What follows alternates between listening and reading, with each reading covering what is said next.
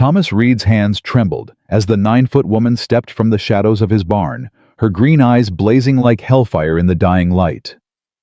"You bought cursed land, little man," she said, her voice like thunder wrapped in silk. "Now you belong to me." He should have run, should have screamed.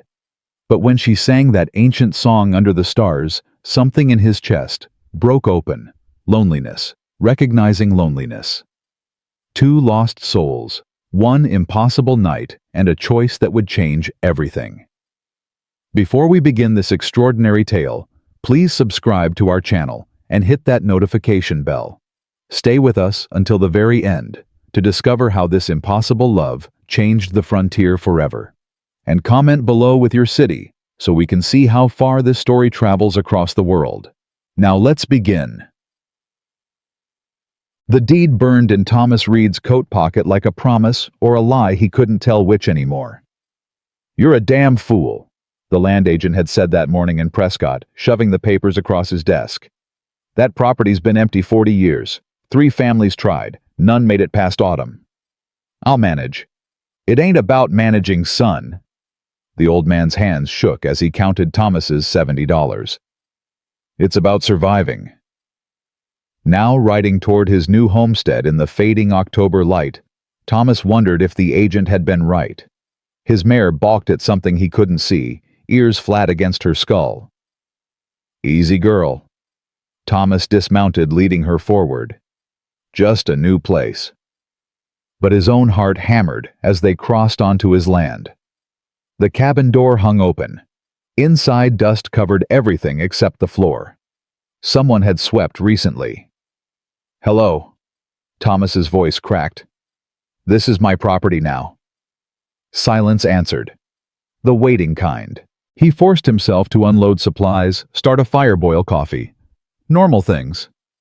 By dusk, he'd almost convinced himself the swept floor meant nothing. Then he heard it, singing. Not English, not Spanish, older. The melody twisted through the evening air, beautiful and wrong. It came from the barn. Thomas grabbed his rifle and stepped outside. Every instinct screamed at him to run. He walked toward the barn anyway. The doors stood open. The singing stopped. "I know you're in here." He raised the rifle. "Show yourself."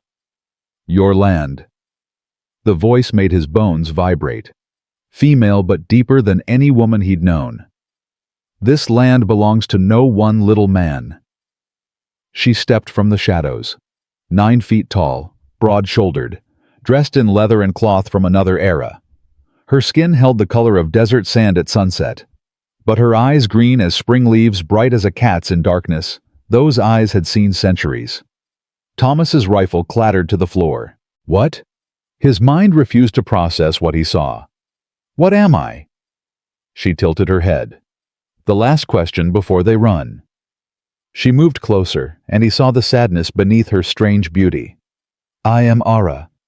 I have lived in this valley longer than your grandparents drew breath." Thomas backed against the barn wall. "Impossible. So is a man small as you buying land that killed braver men?" She crouched, bringing her face level with his. Not cruelty in those eyes. Loneliness. "Why did you come here, Thomas Reed? How do you know my name? I know everything that happens on this land." She touched the deed in his pocket with surprising gentleness. "I know you paid $70 for property worth 10 times that. I know you have no family. I know you came here to disappear." "I came to start over." "Same thing." She stood. "You're running, just like I am." His fear cracked, letting curiosity through. "What could you be running from?" Aara walked to the barn door and stared at the darkening valley. "Time? Memory. The fact that I am the last of my kind, and when I die, an entire world dies with me." She glanced back. "But you don't believe me. You think I'm madness or tricks or something you can explain away." "I don't know what you are." "Honest. I like that." She gestured to the valley. "This is a thin place, little man. The veil between worlds wears threadbare here. My people guarded it for thousands of years." But your people came with their churches and guns, and their certainty that anything different must be destroyed. Her voice hardened. So we hid. We faded. We died. Until only I remained. Thomas bent and picked up his rifle. Aara watched but didn't stop him. Are you going to hurt me? If I wanted you dead, you would be.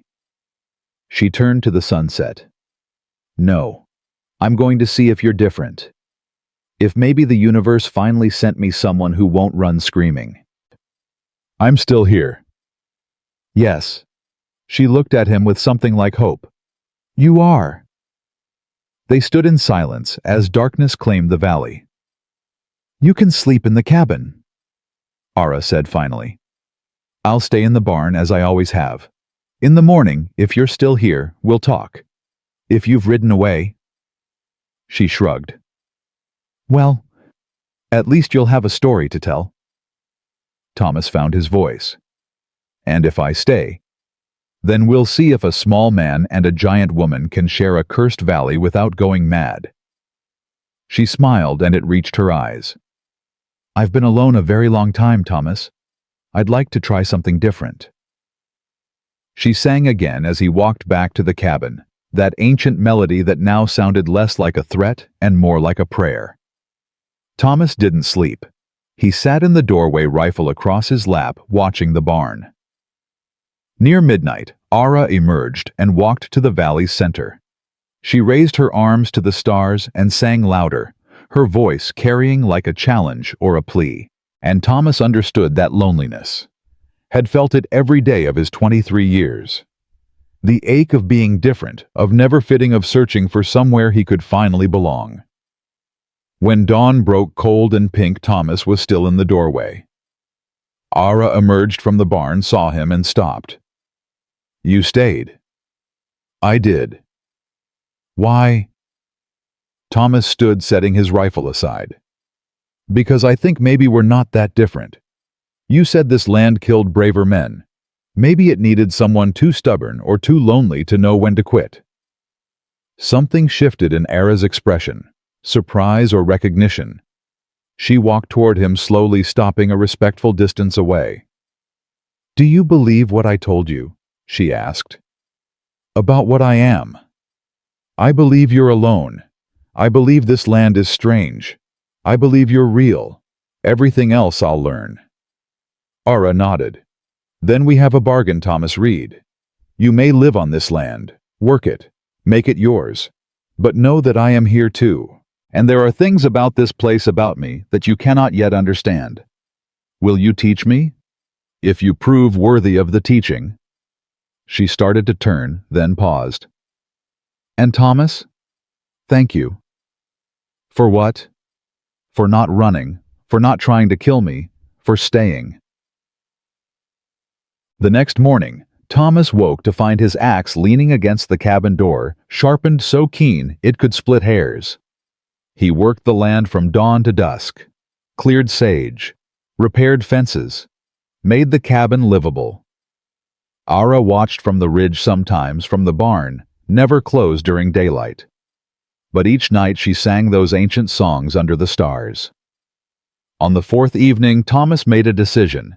He cooked extra food and left it on a plate outside the barn before retreating to the cabin. In the morning, the plate was empty and washed clean. The next night, he left 2 plates and sat on his porch while he ate. Aara emerged after a long moment, picked up her plate, and sat 30 feet away. They ate in silence, but it felt like conversation. Each night, the distance shrank. By week's end, they sat on opposite sides of the porch. On the 8th night, Aara spoke. You have questions. I can see them building. Ask. Thomas set down his empty plate. How old are you? 143 years by your calendar. His breath caught. That's impossible. Yes, but my people lived much longer than yours. I'm barely middle-aged by our measure. Sadness crept into her voice.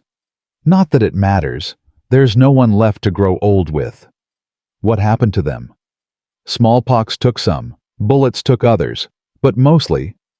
She stared at the stars. Loneliness. My people need companionship to thrive, need family connection touch. When we scattered and hid when we lost each other, she fell silent. They died of broken hearts, Thomas finished quietly. Yes. Aara looked at him with surprise. You understand. I think I do. He picked at his shirt hem. My parents died when I was 12. Cholera. After that, I was passed between relatives who didn't want me. Worked farms where I was too small to be useful. Saved every penny to buy land where maybe I could finally... He stopped. Belong, Aara said. Where you could belong. Yeah. Silence settled between them, but it felt comfortable now. Aara stood and walked to the porch edge, looking out at the valley. This place is special. The veil is thin here. Between your world and the spirit world, between what is and what could be. My people guarded it for thousands of years, and now only I remain. That's a heavy burden alone. It is. She turned to face him. Thomas Reed, I'm going to tell you something true. Something I've told no one in 40 years. Okay. I am dying. She held up a hand before he could interrupt. Not of age or sickness, of loneliness. My people wither without connection, without purpose, without hope for the future. I have watched this valley for decades waiting, hoping someone would come who could see past their fear, see past what I am to who I am. Thomas's chest tightened. I'm trying. I know, that's why I'm still here. She moved closer, and he forced himself not to retreat. I need to know if you're strong enough for what I'm about to ask, if you're brave enough to give me what I need to survive. What is it? Aara crouched until they were eye to eye. A future, a reason to keep living, a child. Thomas's world tilted. You want, not now, not yet, but soon. Her eyes held his, desperate and proud and terrified. My people are dying out, Thomas. But if there was a child, part of me, part of this new world, then maybe we don't fade completely. Maybe something of who we were survives. You're asking me to... I'm asking you to think about it. To consider that maybe the universe brought you here for a reason. She stood. I won't force you. I won't trick you. But I needed you to know the truth of why this land called to you. Why it let you stay when others fled. Thomas couldn't speak. Aara walked toward the barn, then paused. I have waited 100 years for someone like you, Thomas Reed. I can wait a little longer, but not forever. Eventually, even hope runs dry. She disappeared into the darkness. Thomas sat frozen on the porch, his mind reeling. Sleep refused to come that night. Thomas lay in the cabin staring at the ceiling, Aara's words echoing in his head. A child. He was 23 years old, a virgin, 5'6" and barely 140 pounds. What she was asking, what she needed, it wasn't just impossible. It was insane. But was it? He thought about his life before this valley. Working farms where men twice his size mocked him. Sleeping in barns because landlords wouldn't rent to someone so small. Eating alone because women looked through him like he was invisible. He thought about his parents' grave in Missouri, how he'd stood there at 12 years old completely alone and realized nobody in the world cared if he lived or died. And he thought about Aara, the way she'd looked at him when he stayed that first night, the way her voice softened when she thanked him, the way she sang to the stars like she was pleading with the universe not to let her fade away. They were the same, he realized. Two people the world had decided weren't worth keeping. Near dawn, Thomas made a decision. He dressed and walked to the barn. Aara sat in the doorway watching the sunrise. She didn't look at him as he approached. I haven't slept, he said. Neither have I. I've been thinking about what you said. And... Her voice was carefully neutral, but he heard the fear beneath it. Thomas sat down beside her close enough that their shoulders almost touched. I need to understand something first. You say you need a child to survive. But what does that mean? How does... He struggled for words. How does any of this work? Aara turned to look at him. You're not running. I already told you. I'm too stubborn to know when to quit. A small smile touched her lips. What do you want to know? Everything. Start at the beginning. She took a breath. My people, we called ourselves the Old Ones, though we had other names before that. We've lived on this land for thousands of years, not just here but across the whole continent. We were the giants your legends speak of, the ones your myths half remember. But you're the last. Yes, the last of the Old Ones. She looked at her hands, massive, powerful, scarred. When I was young, there were hundreds of us. We lived in the mountains, the forests, the deep places your people couldn't reach. We had our own cities, our own language, our own way of seeing the world. What happened? Your people happened. No anger in her voice, just exhaustion. At first we tried to coexist, taught you how to farm, how to hunt, how to read the land. But your numbers grew and grew, and you needed more space, more resources, and you were afraid of us, of anything different. Thomas nodded slowly. So you hid. We hid, scattered to the far corners, tried to survive in isolation. Aara's voice cracked. But we weren't meant to be alone. My people need community, need family. We're bound to each other in ways your kind aren't. When we're separated, when we lose our connections. She pressed a hand to her chest. Something inside us starts to die. Is that what's happening to you? Yes. I've lasted longer than most because I'm stubborn. Because I hold on to this place, this thin place, where the spirit world bleeds through. It sustains me. But it's not enough anymore. I need... She looked at him. I need what your people have. Connection. Purpose. Someone to care about who cares about me in return. Thomas felt something shift in his chest. And a child gives you that. A child gives me hope. Gives me a reason to keep fighting. Aara reached out slowly, giving him time to pull away, and touched his hand. Her palm dwarfed his. I know what I'm asking is impossible. I know you must think I'm mad or desperate or both. But Thomas, I have lived 143 years, and in all that time I have never asked anyone for help. Never allowed myself to hope. Until you. Why me? Because you stayed. Because you're not afraid of impossible things. Because when you look at me, I don't see disgust or terror. I see... She searched for the word. Recognition. Thomas stared at their hands. Hers massive, and scarred, his small and calloused. They shouldn't fit together. Nothing about this should make sense. But it did. If I say yes, he said slowly. If I agree to this, what happens? Aara's breath caught. You would... I'm not saying yes yet. I'm saying I need to understand. She nodded quickly. Of course. Of course. She composed herself. There is a place in the canyon. A sacred spring my people have used for thousands of years. The water there, it's not like normal water. It carries the power of the thin place, the meeting of worlds. If we joined there, the spring would bless the union. Make what seems impossible, possible. Joined, Thomas repeated. You mean? Yes. Aara's cheeks darkened. I mean, we would be together as man and woman, but not just that. The spring would bind us, make us family in the truest sense. You would carry a piece of my world, and I would carry a piece of yours.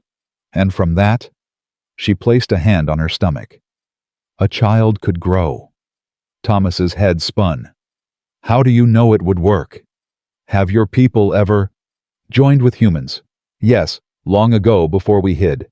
There are stories of such unions. The children were different, not quite old one, not quite human. But they lived. They thrived. Her voice grew stronger. And they were proof that two worlds could create something new, something beautiful. What would happen to the child? Would it be? I don't know, Aara admitted. Larger than human children, certainly. Stronger, longer lived. But how much I can't say. No one can. She squeezed his hand gently. I know that's terrifying. I know I'm asking you to leap into darkness and trust I'll catch you. But Thomas, I swear on every star in the sky, I will protect you. I will protect our child. I will give everything I have to make sure what we create is loved. Thomas looked at their joined hands again, thought about his empty life before this valley, thought about dying alone and unmourned, another small man the world forgot. Then he thought about Aara singing to the stars, thought about the hope in her ancient eyes, thought about a child impossible, extraordinary, who would prove that loneliness didn't have to be forever. I need time, he said. Not long. But I need to sit with this. Make sure I'm not just running toward something instead of away from something else, Aara finished. I understand. Take the time you need. I've waited this long. She released his hand and stood. But before she turned away, she bent down and did something that shocked Thomas to his core. She kissed his forehead. Thank you, she whispered, for not running, for listening, for considering the impossible. Then she was gone, walking into the canyon, leaving Thomas sitting in the barn doorway with his thoughts and his racing heart, and a choice that would change everything. 3 days passed. Thomas worked the land in a daze, his mind churning. Every moment he weighed Aara's request against his fears, his desires, his sense of what was right. He thought about his parents. What would they say? His mother had always told him to be brave. His father had taught him that strength wasn't about size, it was about character. He thought about the men who'd mocked him, the women who'd ignored him, the life of loneliness and insignificance that stretched ahead if he said no. He thought about Aara, alone for 40 years, singing to the stars because there was no one else to sing to. On the third night, Thomas didn't eat dinner. He sat on the porch watching the canyon where Aara had disappeared 3 days ago. Near midnight, she emerged. She didn't approach the cabin, just stood at the canyon's edge waiting. Thomas stood. His legs felt like water as he walked toward her. She watched him come. Her green eyes reflecting starlight, her expression unreadable. He stopped in front of her and tilted his head back to meet her gaze. I've made my decision, he said. Aara's hands trembled. And Thomas took a breath. Show me the sacred spring. For a moment, Aara didn't move. Then her eyes filled with tears the first time he'd seen her cry. You're sure? She whispered. Thomas, you're sure? No. He laughed shakily. I'm not sure about anything, but I'm tired of being alone, tired of being too small for this world, and I think... He reached up and took her hand. I think maybe I was meant to find you. Maybe this is what my life was always leading toward. Aara dropped to her knees and pulled him into a crushing embrace. He felt her tears on his neck, felt her whole body shaking. Thank you, she sobbed. Thank you, thank you, thank you. Thomas wrapped his arms around her as far as they would go. I'm scared, he admitted. So am I. She pulled back to look at him. But we'll be scared together, and that's better than being alone. She stood and offered her hand. Come, the spring is most powerful under the full moon. We have tonight. Thomas took her hand. It swallowed his completely. Together they walked toward the canyon, toward the sacred spring, toward the impossible future they would create together. The stars watched them go, a small man and a giant woman, two lost souls who'd found each other in a cursed valley and decided that love was worth the risk. Behind them, the cabin stood empty. Ahead of them, everything was unknown. And between them, a choice had been made that would echo through generations. The valley held its breath. The world was about to change. The canyon path wound downward into darkness, lit only by moonlight and the faint glow of something Thomas couldn't name. Aara led the way, her massive hand wrapped around his, pulling him gently forward when he stumbled on loose rock. "Watch your step here," she said softly. "The path narrows." Thomas's heart hammered against his ribs, not from the climb, from what waited at the bottom. "How far?" His voice came out hoarse. "Not far now. Can you hear it?" He stopped and listened. Beneath the wind, beneath his own ragged breathing, he heard water, running water that seemed to hum with a frequency that made his bones vibrate. "What is that sound?" "The spring singing." Aara glanced back at him, her green eyes luminous in the dark. "It senses us coming, knows what we're here to do." Thomas swallowed hard.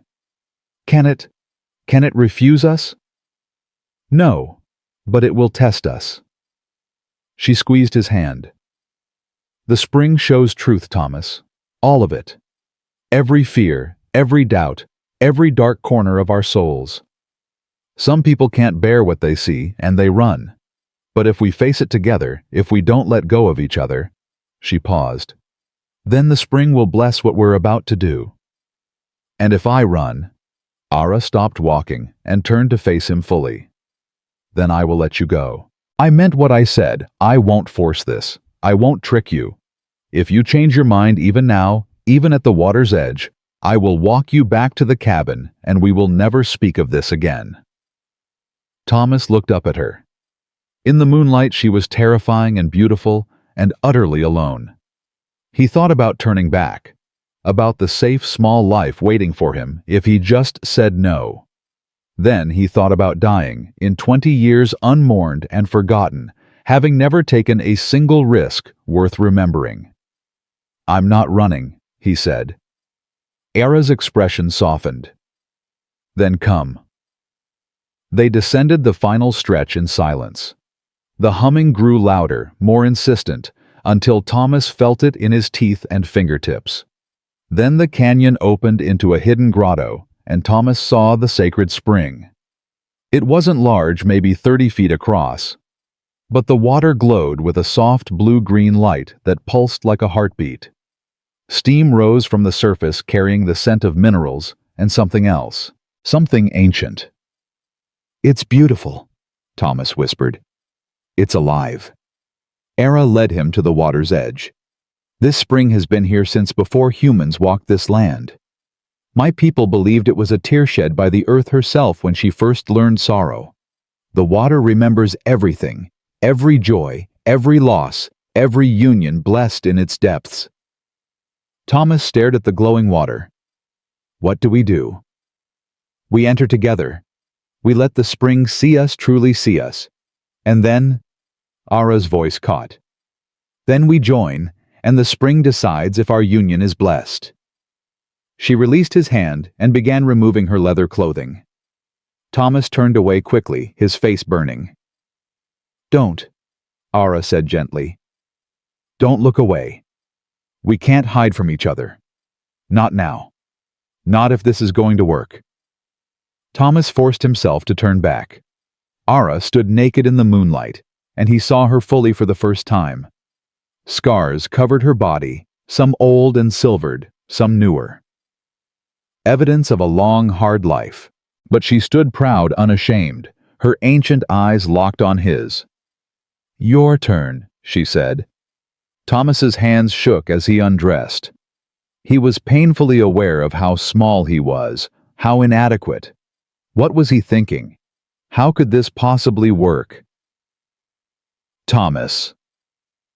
Aara knelt down until they were eye level. "I see you, all of you.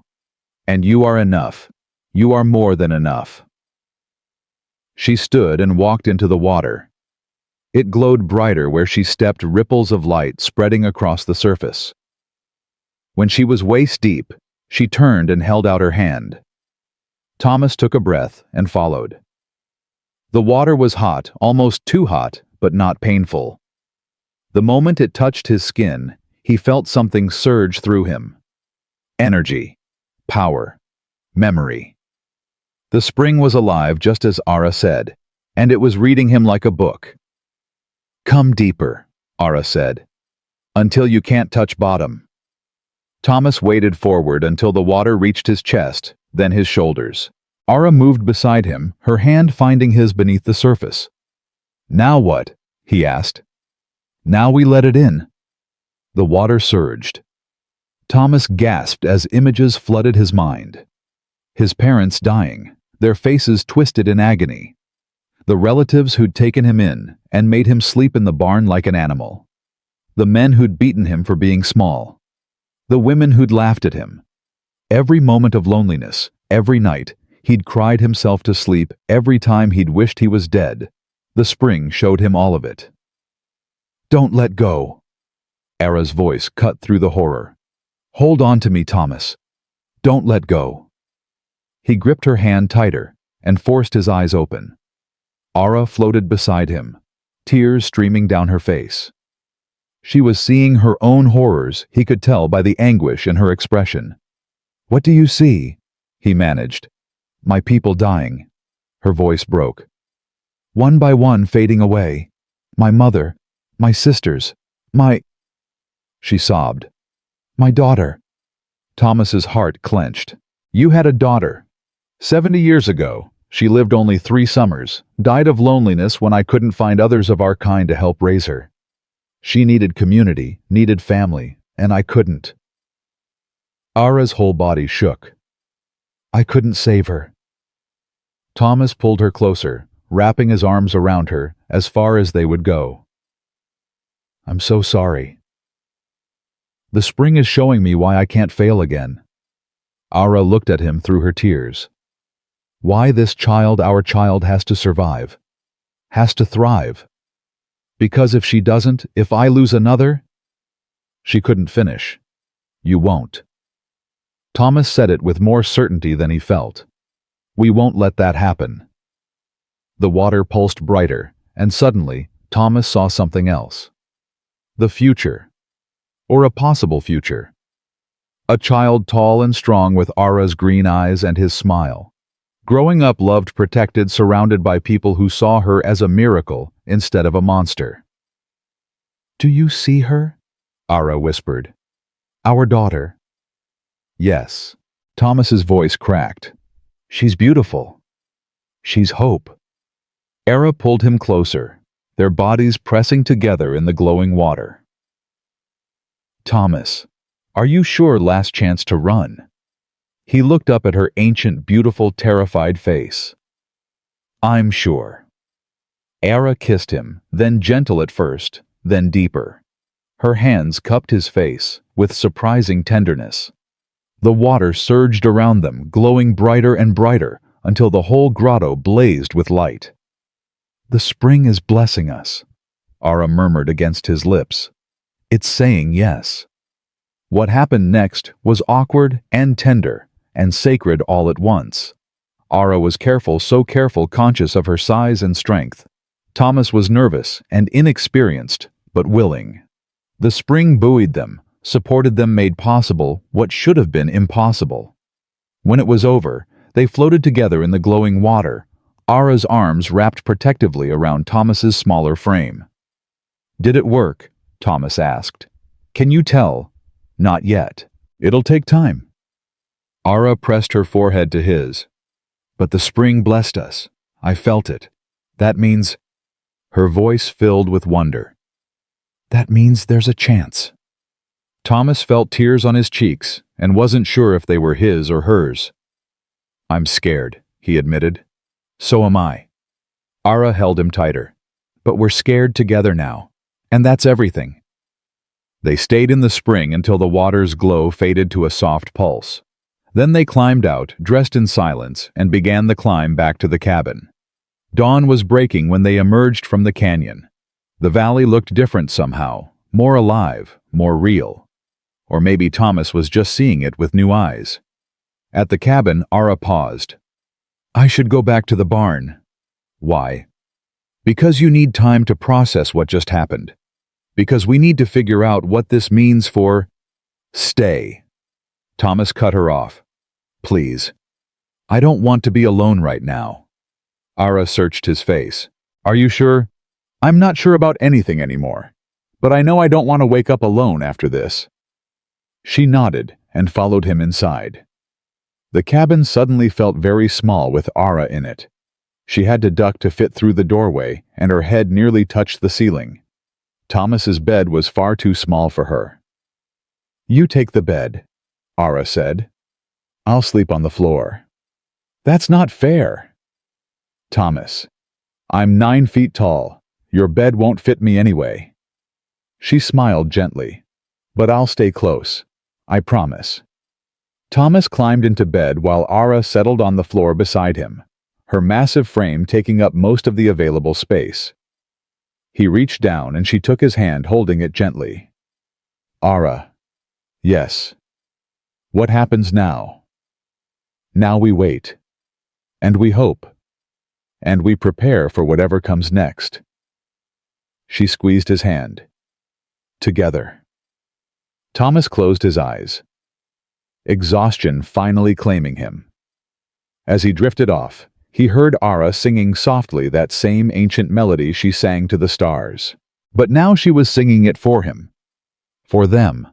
For the future they'd just created in the sacred spring. The days that followed fell into a new rhythm. Thomas worked the land while Aara watched, but now she came closer, offered advice, helped with tasks that required her strength. They ate together every night, talking until the stars came out. Tell me about your people, Thomas said one evening.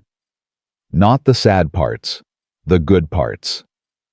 Aara smiled a real smile that transformed her face.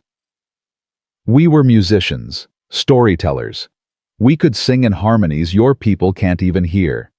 Our festivals lasted for weeks, and we danced until the earth itself seemed to dance with us. What did you celebrate? Harvests, births, the turning of seasons, the joining of families. Her expression softened. Love most of all. We celebrated love in all its forms, because we understood that connection, true connection, was the most sacred thing in existence. Thomas poked at his food. Do you think your people would have accepted me if they were still here? Yes. Aara didn't hesitate. Because you have what matters most, courage and an open heart. Size means nothing. Strength means nothing. It's what you carry inside that makes you worthy. I don't feel worthy. You stayed when anyone else would have run. You listened when others would have killed me out of fear. You gave me hope when I had none left. Aara reached across the space between them and touched his face. Thomas Reed, you are the worthiest man I've ever known. 2 weeks passed, then 3. Aara began to change subtle things at first.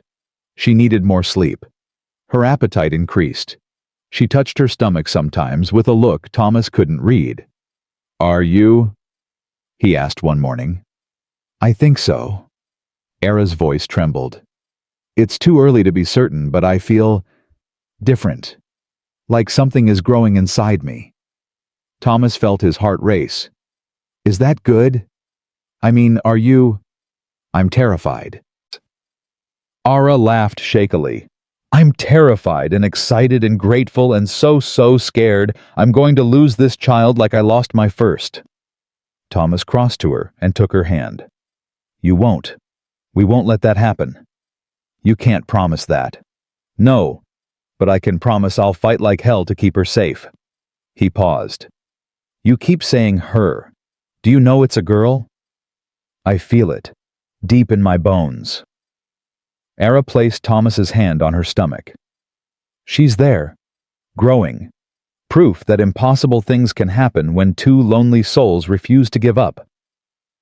They stood like that for a long moment, hands pressed to Aara's stomach, both of them barely breathing. Then Aara stiffened. Someone's coming. Thomas heard it then, hoofbeats. Multiple riders approaching fast. Get inside, Aara commanded. Let me handle this. No. Thomas grabbed his rifle. This is my land. We handle this together. 5 riders crested the ridge, rough-looking men with guns and hard eyes. They pulled up short when they saw Aara standing in front of the cabin. "Jesus Christ," one of them breathed. "The stories are true." The leader, a scarred man with cold eyes, spat tobacco juice. "We heard rumors about a giant living in this valley, thought they were drunk talk." "What do you want?" Thomas stepped forward, rifle raised. The leader's eyes flicked to him dismissively. "You the fool who bought this cursed land?" "I'm Thomas Reed. This is my property. You're trespassing." The man laughed. "Property boy, this land belongs to whoever's strong enough to hold it. And looking at you..." He grinned nastily. "That ain't you." "He's not alone." Aara's voice dropped to a growl that made the horses shy. "And I suggest you leave before you learn exactly how strong I am." The scarred man's hand moved toward his gun. "That a threat, freak?" "It's a promise." For a long moment, nobody moved. Thomas's finger hovered over his rifle's trigger, his heart slamming against his ribs. Then the leader spat again and yanked his horse's reins. "This ain't over. Word's gonna spread about what's living here. People don't take kindly to monsters." "Then tell them to stay away," Aara said. "Tell them this valley is protected. Tell them what happens to people who threaten what's mine." The men rode off, looking back over their shoulders. Thomas waited until they disappeared before lowering his rifle. "They'll be back," he said. "I know." Aara's expression was grim. "And they'll bring more men. Thomas, this is why my people died out. Because your kind... Don't." He cut her off. "Don't say your kind like I'm one of them. I'm not." Aara's face softened. "I know. I'm sorry. But Thomas, we need to face reality. When word spreads about me, about us, people will come. They'll want to kill me. And they'll kill you for protecting me. Let them try." "This isn't a joke." Aara's voice cracked. "I've seen what humans do when they're afraid. I've watched my people burned alive, shot, hunted like animals. I won't..." Her hand moved to her stomach. "I won't let them hurt our child." Thomas set down his rifle and took her hands. "Then what do we do?" "I don't know." Tears slid down Aara's cheeks. "I've survived alone by hiding, by avoiding your people. But now, with you, with a child coming." She shook her head. "I don't know how to protect all of us." "We'll figure it out." Thomas squeezed her hands. "Together. That's what we promised. Remember." Aara pulled him close, burying her face in his hair. "I'm so scared, Thomas." "Me too. But we'll be scared together." They held each other as the sun climbed higher, both of them knowing that the hardest part was just beginning. That night, Thomas couldn't sleep. He lay in bed listening to Aara's breathing from the floor, thinking about the men who'd come, thinking about the violence in their eyes. "Thomas." Aara's voice came soft from the darkness. "You're awake." "Can't stop thinking. About the men. About everything." He sat up.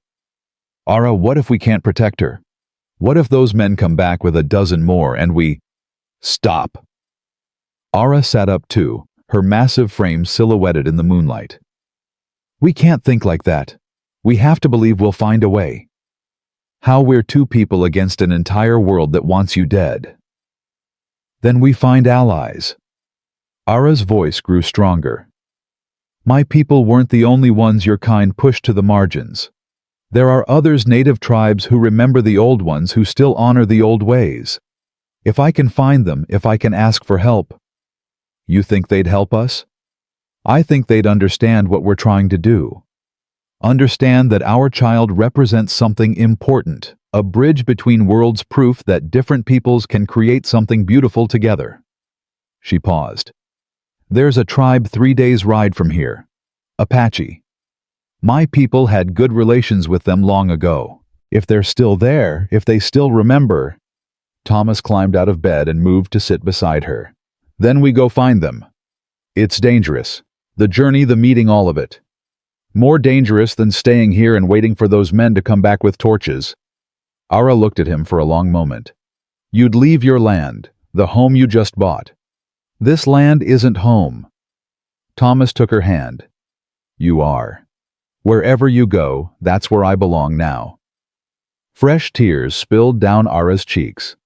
How did I get so lucky? After 143 years of loneliness, how did the universe finally send me you?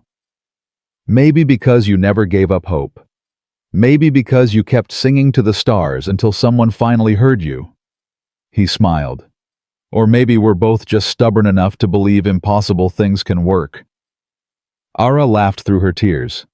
Stubborn. Yes, that sounds about right. They sat together in the moonlight, making plans, building hope, refusing to let fear win. 3 days later, they left the valley. Thomas took only what they could carry.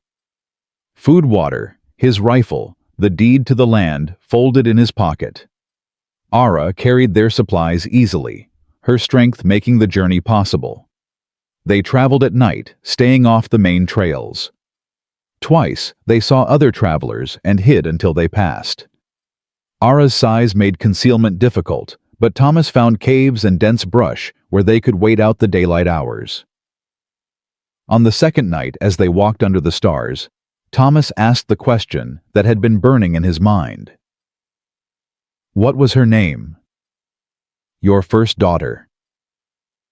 Aara was quiet for so long Thomas thought she wouldn't answer. Then, Lila. It meant night flower in our language. She had my eyes, but her father's smile. Her father. Another of my kind. He died before she was born, killed by trappers who thought his bones would bring them fortune. Aara's voice went hollow. I raised her alone, did everything I could, but she needed more than just me. Needed other children to play with, needed elders to teach her, needed the community our people thrived in.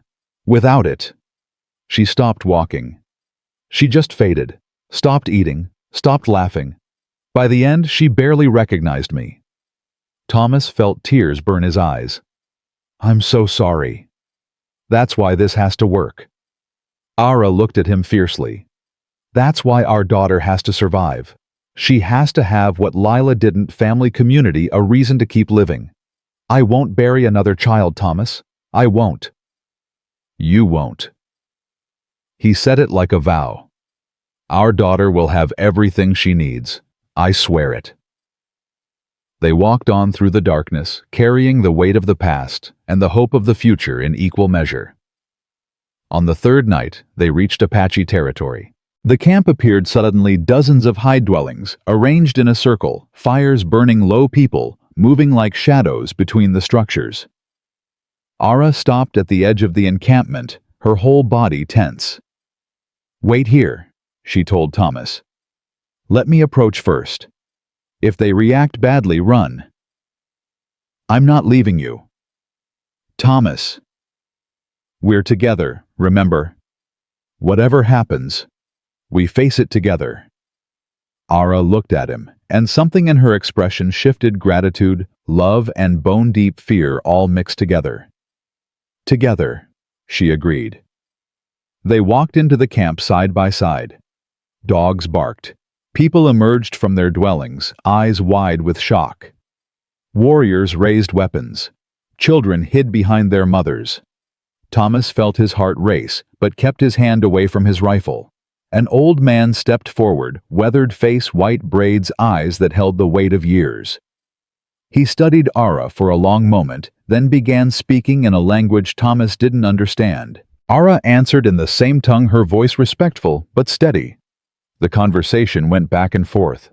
Questions and answers, explanations and responses. Finally, the old man nodded and switched to English. You are one of the old ones, he said. We thought your people were all gone. They are, Aara replied. I'm the last. The old man's eyes moved to Thomas. And this is your... My husband. Aara placed a protective hand on Thomas's shoulder. We seek shelter. We seek allies. I am with child, and there are men who would kill us both to prevent her birth. A murmur ran through the gathered crowd. The old man's eyebrows rose. With child after so long. The sacred spring blessed our union. Aara's hand moved to her stomach. Our daughter will be a bridge between our peoples. Proof that even in these dark times, new life can grow. The old man was quiet for a long moment, studying them both. Then he smiled a slow, genuine smile that transformed his weathered face. I am Chief White Cloud. Your people helped mine many generations ago, taught us how to read the stars, how to honor the thin places. We do not forget our debts. He gestured to the camp. You are welcome here, both of you. We will protect you and your child. Aara's legs buckled, and Thomas moved to support her. Tears streamed down her face as she bowed her head to the chief. Thank you, she whispered. Thank you. White Cloud stepped forward and placed a hand on her shoulder. You gave our people a gift long ago, knowledge and friendship. Now we give you one in return, a home for as long as you need it. That night, Thomas and Aara slept in a dwelling the tribe prepared for them, larger than the others to accommodate Aara's size. As they lay together in the darkness, Aara's hand found Thomas's. We did it, she whispered. We found a place where she can be safe. We did. Thomas pressed his lips to her knuckles. Our daughter is going to have everything family community protection. Everything you didn't have with Lila. Everything I dreamed of for 143 years. Aara's voice broke. Thomas, I don't know how to thank you. For believing in me. For giving me this chance. You don't have to thank me. He moved closer, resting his head against her shoulder. You gave me just as much. You gave me a home, a purpose, a family. You made me feel like I mattered. You do matter. More than you'll ever know. They held each other as the camp settled into sleep around them, two impossible souls who'd found each other and refused to let go no matter what the world threw at them. Outside, the stars wheeled overhead, the same stars Aara had sung to for decades, pleading for the universe to send her hope. And finally, impossibly, the universe had answered. The first month in the Apache camp passed like a dream Thomas kept expecting to wake from. Every morning, he opened his eyes in the dwelling they'd been given, saw Aara sleeping beside him, and had to remind himself this was real. They were safe. They had allies. They had a future. Aara's pregnancy progressed faster than any human pregnancy Thomas had heard of. By the second month, her stomach had swelled noticeably. By the third, she moved with the careful deliberation of a woman carrying precious cargo. Is this normal? Thomas asked one evening as he watched her struggle to stand. For your people, I mean. I don't know. Aara pressed a hand to her lower back. My first pregnancy was so long ago, and I had my mother to guide me. Now, she smiled sadly. Now I'm making this up as I go. You're doing great. I'm terrified every moment of every day. She sat down heavily. What if something goes wrong? What if she's not developing properly? What if... Stop. Thomas moved to sit beside her. You can't think like that. She's strong. I can feel it. How can you possibly know that? Because she's got you for a mother, and you're the strongest person I've ever met. Aara's eyes filled with tears, something that happened more frequently as the pregnancy advanced. Sometimes I wonder what I did to deserve you. You sang to the stars and refused to give up hope. Thomas took her hand. That's what you did. The Apache women took Aara under their wing with a fierceness that surprised Thomas. They brought her special foods, herbs that would strengthen the baby teas that eased her discomfort. An older woman named Nady appointed herself Aara's midwife, checking on her daily with gentle hands and knowing eyes. The child is large, Nady said one afternoon, pressing her palms to Aara's stomach. Larger than human babies, but not as large as I'd expect from one of the old ones. Is that good or bad? Thomas asked, anxiety knotting his gut. It means she is truly between worlds, part of both belonging fully to neither. Nady smiled. It means she will be special, a bridge just as Aara said. But not everyone in the camp welcomed them. Thomas felt the stares from some of the younger warriors, heard the whispered conversations that stopped when he approached. One evening, a man named Red Hawk confronted him at the edge of the camp. "You bring danger here," Red Hawk said without preamble. "The white men who hunt her, they will follow. They will find this place. And when they do, our people will suffer." Thomas straightened his spine, refusing to be intimidated despite the fact that Red Hawk was a head taller and twice as broad. "We didn't ask to be hunted. We just want to live in peace." "Peace?"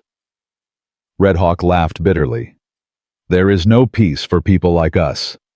The whites take and take until nothing remains. And you bring them a target they cannot resist. A giant woman carrying an impossible child. They will come with guns and torches and righteous fury." "Then we'll leave," Thomas said quietly. "We won't put your people at risk." "You think leaving will help? They already know the old ones existed. They already suspect we harbor secrets." Red Hawk stepped closer. "No. You stay. You have Chief White Cloud's protection, and I will honor that. But know this, small man, if your presence brings death to my people, I will kill you both myself." He walked away, leaving Thomas shaking with anger and fear. That night, Thomas told Aara about the confrontation. "He's right to be afraid," Aara said. "I've brought danger to everyone who's ever sheltered me. That's why I've lived alone for so long." "Don't." Thomas gripped her hand. "Don't start thinking like that. We're here because we need to be here. Because our daughter needs this community to survive." "But what if Red Hawk is right? What if the men who came to the valley track us here? What if—" "Then we'll deal with it. Together." Thomas kissed her forehead. "We've come too far to give up now." But doubt had planted its seed, and Thomas saw it growing in Aara's eyes over the following weeks. The 4th month brought new complications. Aara's appetite became voracious. She ate enough for 3 grown men and still felt hungry. Her size increased dramatically, her stomach swelling until she had difficulty moving without pain. "This isn't right," she gasped one night, clutching her stomach. "Something's wrong." Nady was summoned immediately. She examined Aara with practiced hands, her expression grave. "The child grows too fast," Nady said. "At this rate, she will be born within another month. Maybe less."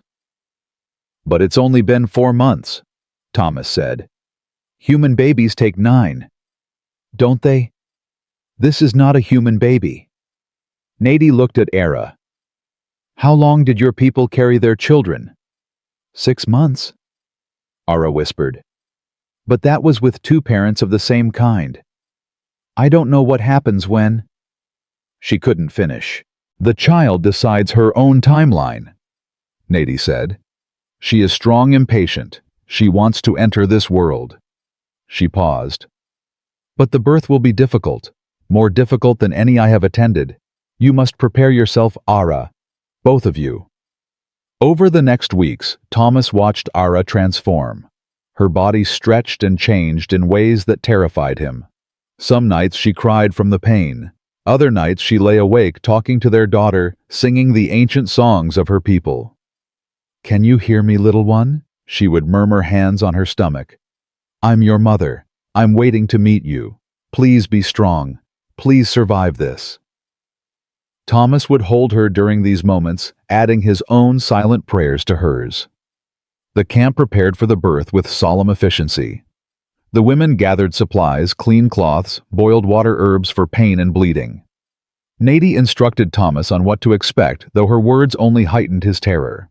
"The child is large," Nady said bluntly. "The birth will tear Aara badly. There will be much blood. She may not survive."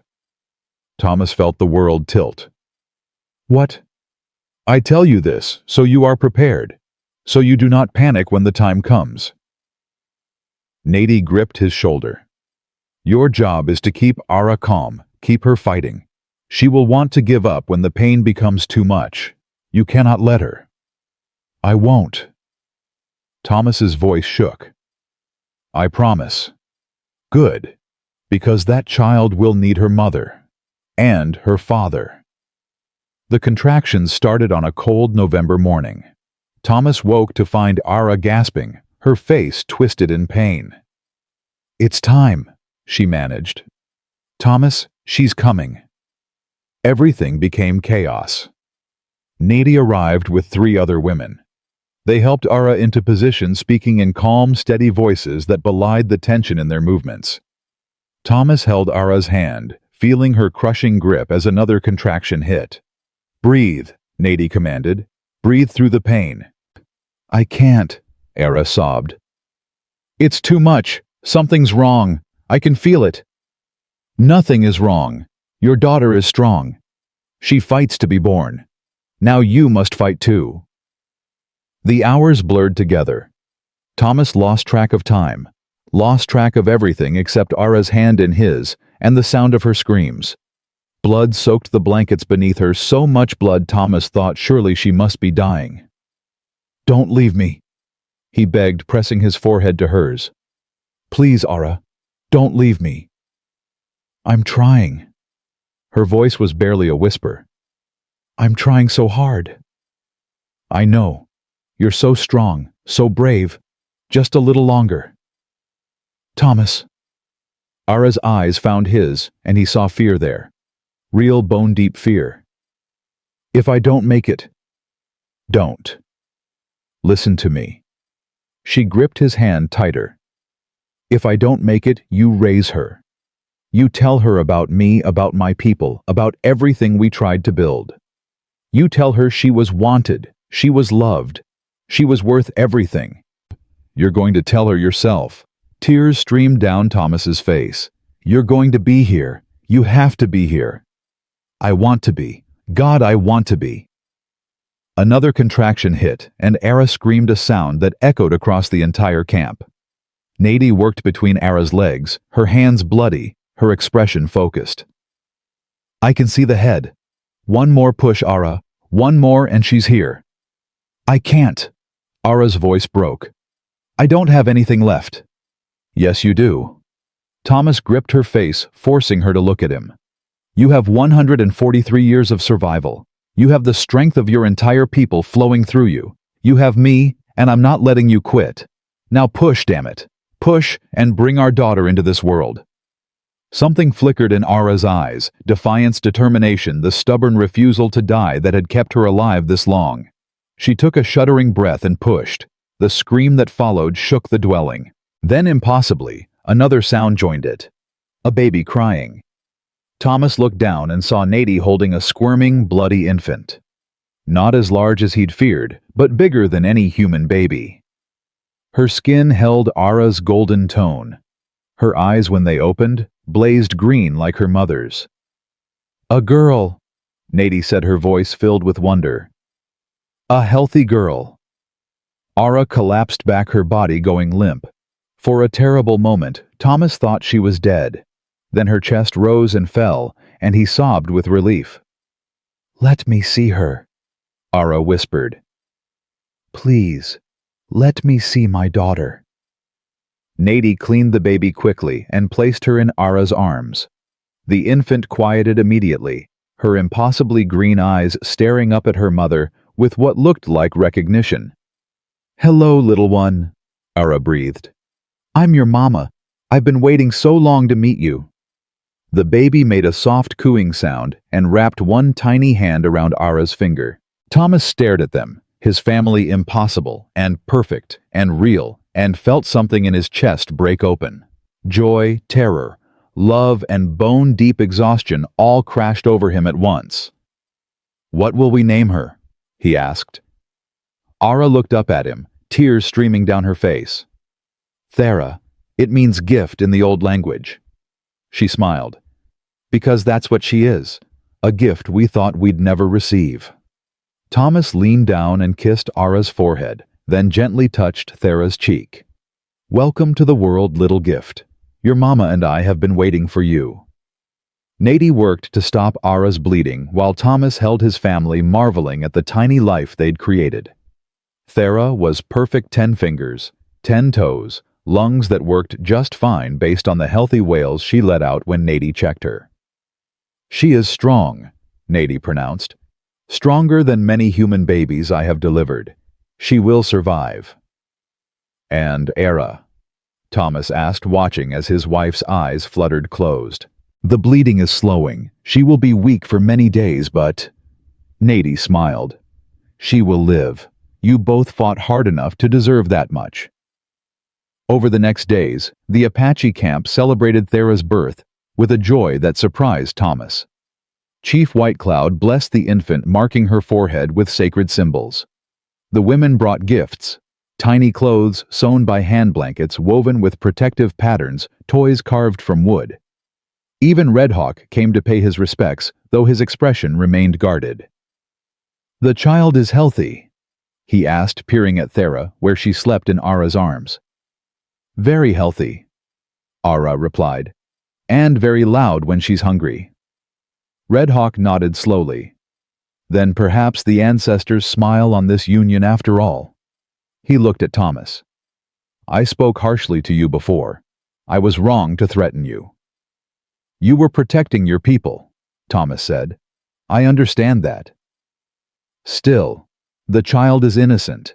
She deserves a chance to grow up safe." Red Hawk's jaw tightened. "If the white men come, I will help defend her. This I swear." After he left, Aara looked at Thomas with wonder. "Did that just happen? I think we're winning people over, one person at a time."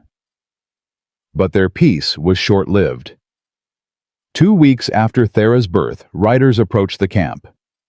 Not the violent men from before, but a lone woman on a gray horse. She rode slowly, hands visible, making it clear she meant no harm. Chief White Cloud met her at the camp's edge, Thomas and several warriors at his side. The woman dismounted, middle-aged, dressed in plain traveling clothes, with a medical bag slung over her shoulder. "I'm Sarah Brennan," she said. "I'm a midwife from Prescott. I heard rumors about a woman giving birth to an unusual child in these parts. I came to see if I could help." "Why?" Thomas asked suspiciously. "Why would you risk coming here?" Sarah's eyes met his steadily. "Because I've delivered over 200 babies in my life, and I've learned that every child deserves a chance. No matter who their parents are, no matter what they look like." She paused. "And because I heard the mother almost died, I brought medicines that might help her recover." Thomas glanced at Chief White Cloud, who nodded slowly. "Follow me," Thomas said. He led Sarah to their dwelling, where Aara sat nursing Thera. Sarah stopped in the doorway, her eyes widening as she took in Aara's size. "Merciful heavens," she breathed. "The stories don't do you justice." Aara tensed, pulling Thera closer. "Have you come to gawk? Or to help?" "To help, if you'll let me." Sarah set down her medical bag. "May I examine you? I brought medicines for bleeding and infection, things that might help you heal faster." Aara looked at Thomas, uncertainty in her eyes. He nodded encouragingly. "All right," Aara said. "But my husband stays with me." "Of course." Sarah proved to be as skilled as she'd claimed. She examined Aara gently, asked questions about the birth, and administered medicines that eased Aara's lingering pain. When she finished, she turned her attention to Thera. "May I?" she asked, holding out her hands. Aara hesitated, then carefully passed their daughter to Sarah. The midwife cradled Thera with practiced ease, checking her eyes, her reflexes listening to her heartbeat. "She's magnificent," Sarah said softly. "Absolutely magnificent. I've never seen a child so alert so young. And her size, she's already as big as a 1-month-old human baby." "Is that bad?" Thomas asked. "No, just different." Sarah handed Thera back to Aara. "She's healthy and strong. That's what matters." "Why are you really here?" Aara asked. "The truth." Sarah sighed and sat down. "Because word is spreading.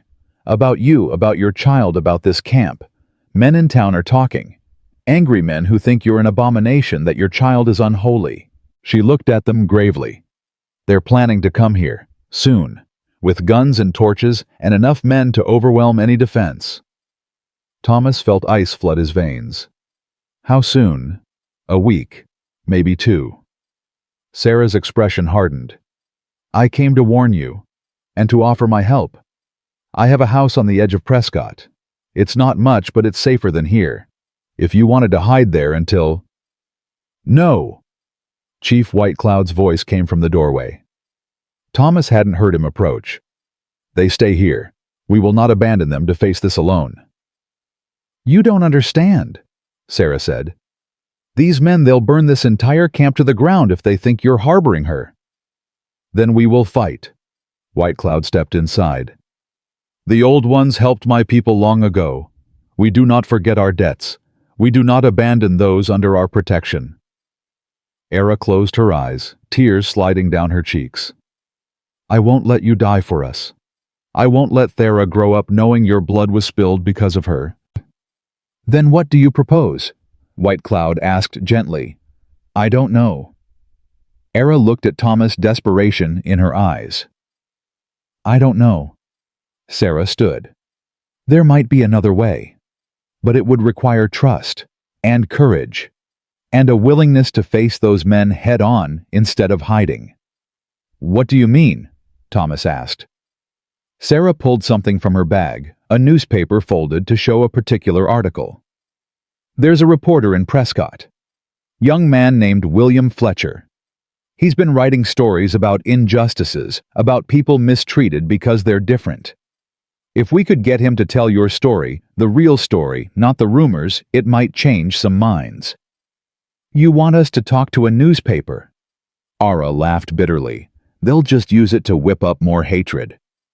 Maybe. Or maybe people will read about a woman who's lived alone for over a century, who fell in love with a man brave enough to see past her differences, who gave birth to a child that proves different worlds can create something beautiful. Maybe that story changes hearts instead of hardening them. Thomas looked at Thera sleeping peacefully in Aara's arms, oblivious to the danger swirling around her. It's a risk, he said. Everything is a risk, Sarah replied. But doing nothing guarantees those men will come. At least this way you're fighting back with truth instead of violence. Aara was quiet for a long moment, stroking Thera's soft hair. Finally, she looked up. If we do this, if we tell our story, you have to promise me something. What? Sarah asked. If it goes wrong, if they come anyway, and I die defending my family, you take Thera. You raise her somewhere safe. You tell her every day that she was loved. Aara's voice broke. Promise me. I promise, Sarah said without hesitation. But it won't come to that. I won't let it. Thomas took Aara's hand. What do you want to do? Aara looked down at their daughter, then at Thomas, then at Chief White Cloud and Sarah. All these people who'd chosen to stand with them when they could have walked away. We tell our story, she said. We fight back with truth. And if that's not enough, she straightened her shoulders. Then we fight back with everything else we have. Chief White Cloud nodded approvingly. Spoken like a true warrior. That night, as Thomas and Aara lay with Thera between them, they made plans. Sarah would return to Prescott and arrange a meeting with the reporter. In 3 days, Aara and Thomas would travel to town under cover of darkness. They would tell their story, and they would hope that truth was stronger than fear. Are we insane? Thomas asked. Walking into town when men want to kill us? Probably. Aara traced Thera's face with one gentle finger. But what's the alternative? Spend the rest of our lives running. Raise our daughter in hiding, always afraid. I just want her to be safe. So do I. But maybe safety isn't about hiding. Maybe it's about standing up and saying, this is who we are and we deserve to exist. Aara looked at him. Maybe it's about being brave enough to let the world see us. Thomas thought about his whole life, how he'd always been too small, too unimportant, too easily overlooked. How he'd dreamed of mattering, of making a difference, of being someone worth remembering. Okay, he said. We do this. We tell our story, and we show them that love is stronger than hate. Aara smiled and kissed him softly. Together. Together. Between them, Thera slept peacefully, unaware that her parents were about to risk everything to give her a future worth living. The next 3 days passed in tense preparation. The Apache warriors sharpened their weapons just in case. Nady prepared medicines and bandages. Sarah returned with news that the reporter had agreed to meet them, but warned that word of their coming had already started to spread. "There will be people waiting," she said grimly. "Some curious, some hostile. You need to be ready for anything." The night before they were to leave, Thomas couldn't sleep. He lay awake watching Thera breathe, memorizing every detail of her face. What if this was the last time he held her? What if tomorrow went wrong and he never— "Stop," Aara whispered. "I can hear you thinking." "I'm scared." "Me too." She reached across Thera and took his hand. "But we're doing the right thing. I know it." "How?" "Because for the first time in 143 years, I have something worth fighting for. Something worth dying for if it comes to that." She squeezed his hand. "You gave me that, Thomas. You and Thera. You gave me a reason to believe the future could be better." Thomas felt tears slide down his cheeks. "I love you. Both of you. More than I ever thought possible." "I know. And that love is going to carry us through whatever comes next." Aara smiled in the darkness. "We're going to walk into that town, tell our story, and show them that miracles are real. That's what we are. Thomas, you, me, and this beautiful child. We're a miracle." The next morning they prepared to leave. Chief White Cloud assigned 4 warriors to escort them, Red Hawk among them. The camp gathered to see them off, women touching Thera's head in blessing warriors, pledging to defend their home if needed. As they rode away from the safety of the camp, Thomas looked back once, saw the people who'd taken them in, who'd protected them, who'd become the family neither he nor Aara had ever had. Then he turned forward toward Prescott, toward the unknown, toward whatever fate waited for them in that town. Aara rode beside him, Thera strapped securely to her chest, her green eyes fierce and determined. "Ready?" she asked. Thomas took a breath. "Ready." Together they rode toward their future, whatever it might hold. They reached the outskirts of Prescott just after dawn, when the town was still waking. Thomas felt his stomach twist as they approached. Aara sat tall on her horse, specially chosen for its size and strength, with Thera bundled against her chest. Red Hawk and the other warriors flanked them, hands near their weapons, but not threatening. Sarah waited at the edge of town, her face drawn with worry. "There's already a crowd gathering," she said without preamble. "Word spread faster than I expected. The reporter is waiting at the church neutral ground," he said. "But Thomas, Aara, some of these people are angry. Very angry." "We knew that might happen," Aara said, though her voice trembled slightly. "Knowing and facing it are different things." Sarah looked at Thera. "Are you sure about this? We could still turn back." "No," Aara's jaw set. "We're done running. We're done hiding. If these people want to hate us, let them do it while looking us in the eyes." They rode into town slowly. Thomas heard the whispers first, then saw the people emerging from buildings, from homes, from shops. Some stared with open curiosity, others with barely concealed disgust. A few crossed themselves, as if warding off evil. "Abomination!" someone hissed from the crowd. "Monster!" another voice agreed. Thomas's hand moved to his rifle, but Aara caught his eye and shook her head. They had to stay calm, had to show strength without aggression. The crowd grew as they moved deeper into town. 50 people, 100, more. They pressed close, and Thomas felt the weight of their hostility like a physical force. "Look at the size of her. That poor man probably under some kind of spell. And she's got a baby. Lord have mercy." Red Hawk moved his horse closer to Aara's, his expression cold and watchful. Say the word and we leave. These people are not safe. Just a little further, Aara said. The church is just ahead. They reached the white church at the center of town. A young man stood on the steps, thin with ink-stained fingers and intelligent eyes. He stepped forward as they dismounted. Mrs. Reed, I'm William Fletcher. Thank you for coming. It's just Aara, she said carefully, lowering herself from the horse. The crowd gasped at her full height. 9 feet of impossible woman holding an infant that looked too large to be newly born. My God, Fletcher breathed. The stories don't... He caught himself.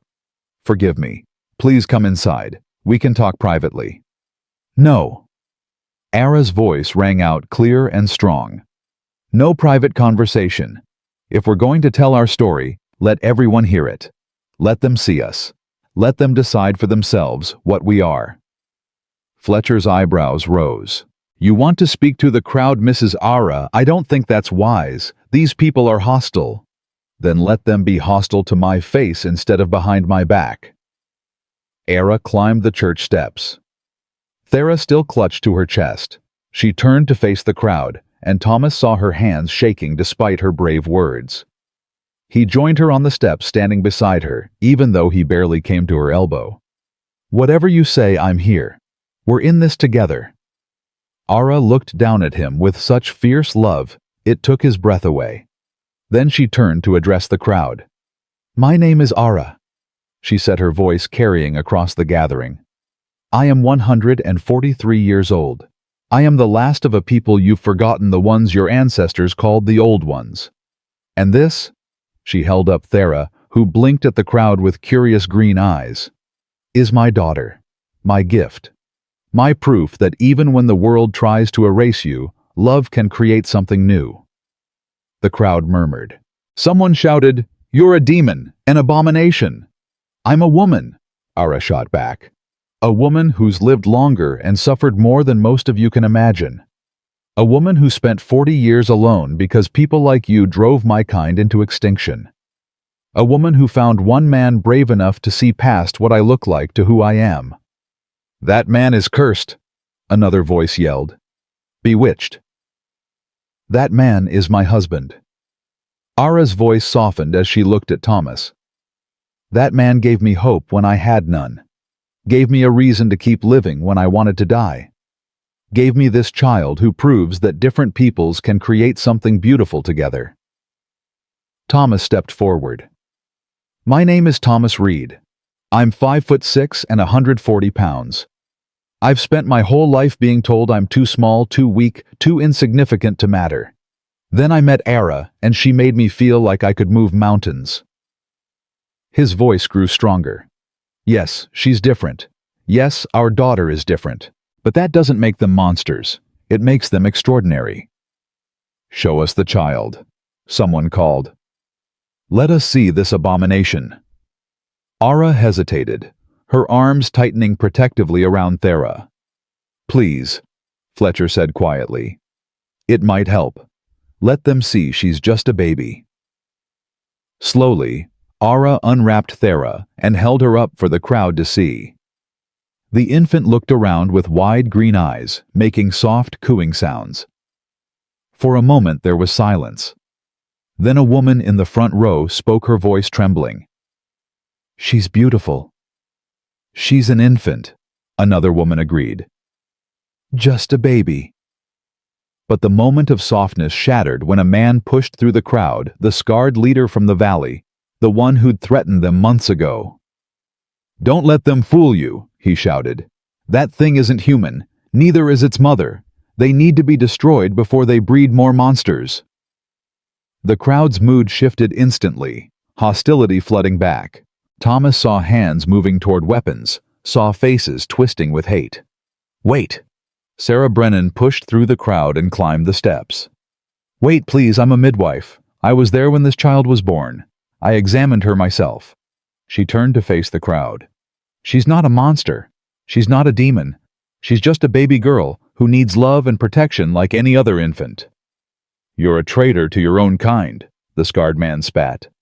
I'm a woman who's seen enough hatred and violence. Sarah's voice shook but held firm. I've delivered over 200 babies.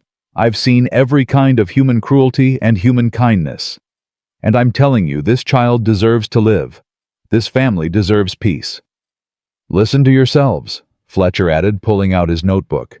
You're talking about killing an infant, a baby. What kind of people does that make us?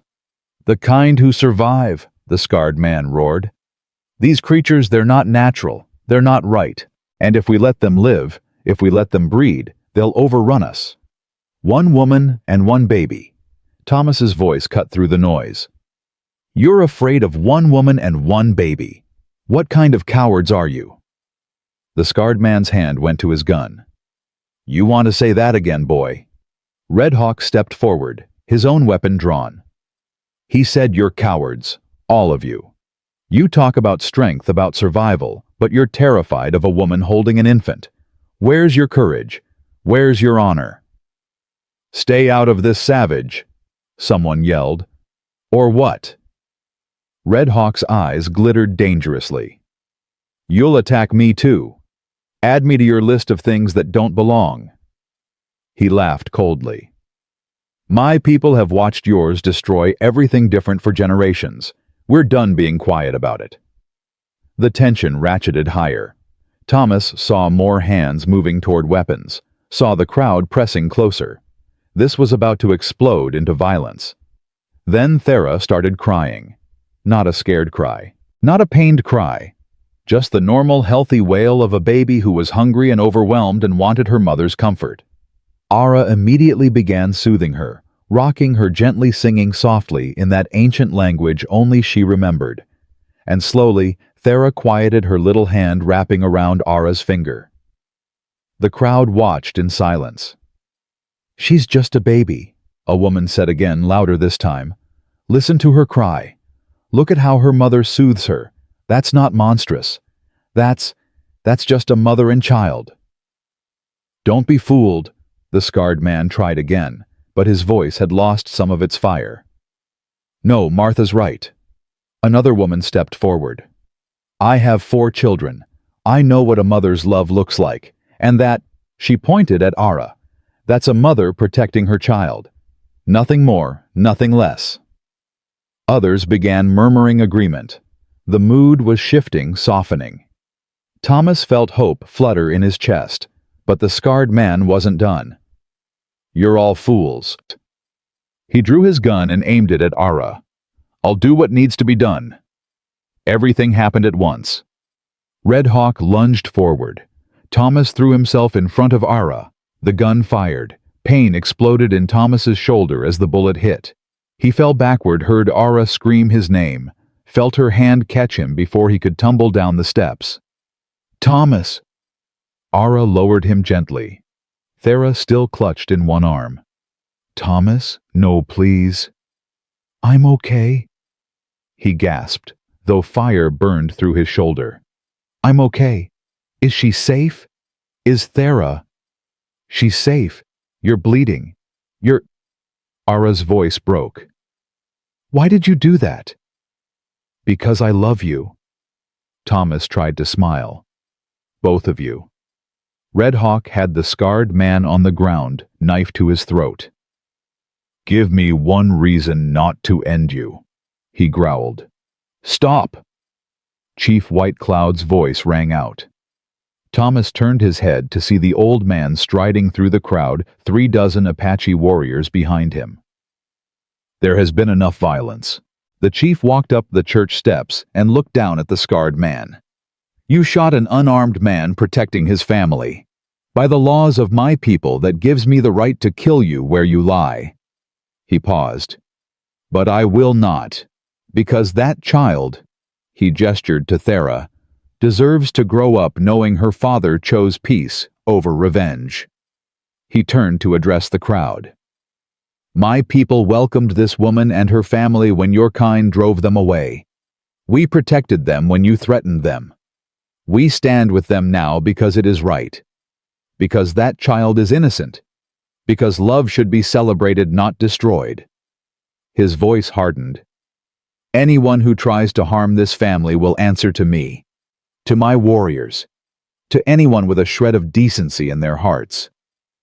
Sarah knelt beside Thomas, pressing cloth to his shoulder.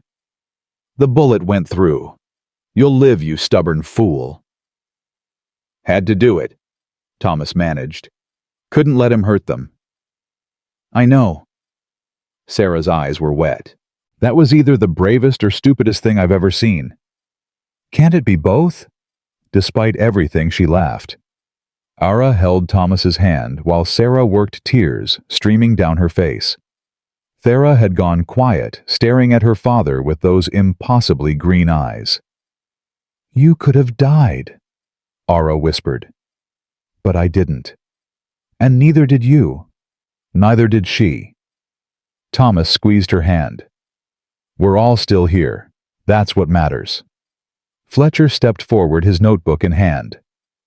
I'm writing this story, he said firmly. All of it. The hatred, the violence, but also the courage. The love. The people who stood up for what's right. He looked at Aara. You wanted everyone to hear your story.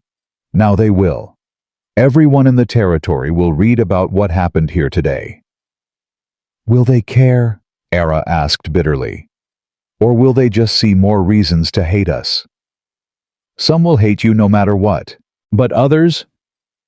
Fletcher gestured to the women in the crowd who'd spoken up to the people whose expressions had softened when they saw Thera cry. Others will see a family trying to survive, a mother protecting her child, a man willing to die for those he loves. That's a story worth telling. The crowd began to disperse slowly, some still muttering angrily, but others looking thoughtful, uncertain. The scarred man was taken away by the town marshal, promising to face charges for attempted murder. Chief White Cloud helped Thomas to his feet. You have more courage than I gave you credit for, small man. Taking a bullet meant for your family, that's the mark of a true warrior. I just did what anyone would do, Thomas said. No, most men would have run. You stood. The chief smiled. Your daughter will grow up knowing her father is brave. That is a precious gift. They stayed in Prescott for 3 more days while Thomas healed. Sarah insisted, saying the wound needed proper care before they traveled. During that time, something unexpected happened. People started coming to see them. Not to threaten or gawk, but to talk, to ask questions, to meet Thera, and see for themselves that she was just a baby. A young couple came holding hands nervously. The woman spoke first. We're different too. I'm white, he's Chinese. People say we shouldn't be together, that our children will be cursed. She looked at Thera. But seeing how much you love each other, it gives us hope. An old man came leaning on a cane. I fought in the Mexican War. Killed men I'd never met because someone told me they were the enemy. Been carrying that weight for 30 years. He looked at Thomas's bandaged shoulder. You took a bullet protecting your family instead of firing one in hate. That takes more strength than I ever had. Even some of the women who'd initially been hostile softened. They brought food blankets, small gifts for Thera. One woman, Martha, the one who'd first defended them, became particularly attached. I lost a daughter to scarlet fever last year, she told Aara quietly. Seeing you with your baby, seeing how fiercely you protect her, it reminds me that love is worth the pain, worth the risk. She touched Thera's cheek gently. You take care of this little one. Don't let the bastards make you afraid to love her. On their last night in Prescott, Fletcher brought them the first draft of his article. I'll run this in every paper that'll take it, he said, and I'll keep writing about you, about families like yours, about people who choose love over hate. He paused. You've given me a purpose. Thank you for that. Thomas read the article, Aara, looking over his shoulder. It was honest, unflinching, but also deeply humane. Fletcher had captured their story, the loneliness, the hope, the courage, without sensationalizing or pitying them. It's perfect, Thomas said. It's true, Fletcher corrected. That's all I can promise. Whether it changes minds, that's up to the people who read it. They left Prescott the next morning, escorted by Red Hawk and the warriors back to the Apache camp. As they rode away, Thomas looked back at the town. Some people watched them go with relief, others with regret. A few waved. Do you think it worked? he asked Aara. "Do you think we changed anything?" "I don't know." Aara adjusted Thera in her arms. "But we tried. We stood up and said, we deserve to exist. That's more than my people did before they faded away. That's something." "It's everything," Thomas said. Back at the camp, they were welcomed like heroes. A feast was prepared, stories were told, and Thera was passed around from warrior to elder to child, everyone wanting to hold the miracle baby. That night, lying in their dwelling with Thera between them, Thomas finally let himself relax. "We survived," he said wonderingly. "We actually survived." "You took a bullet," Aara reminded him. "That's a little more than surviving." "Worth it." He touched her face. "Every second with you is worth it." Aara kissed his palm. "I spent 143 years alone, Thomas, thinking I would die without ever feeling this connection, this love, this sense of belonging somewhere." Her voice cracked. "You gave me that. You gave me everything. You gave me just as much. Before you, I was nobody, a small man the world ignored. Now I'm a father, a husband, a man who took a bullet protecting his family and lived to tell about it." He smiled. "You made me into someone worth remembering." "You were always worth remembering. You just needed someone to see it."